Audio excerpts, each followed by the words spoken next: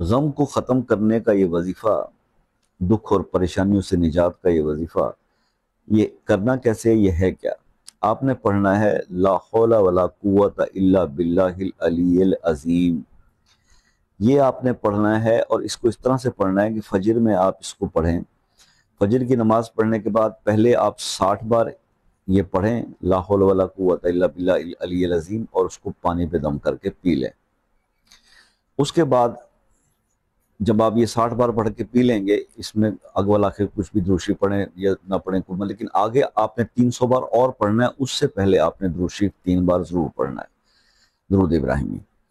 تو درود ابراہیمی 3 بار اور پھر 300 بار یہ پڑھ کے اپنے مسائل کے لیے دعا کریں گے، اور آخر میں 3 بار درود ابراہیمی پڑھیں گے.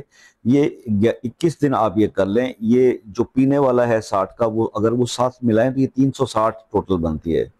ٹھیک ہے نا؟ تعداد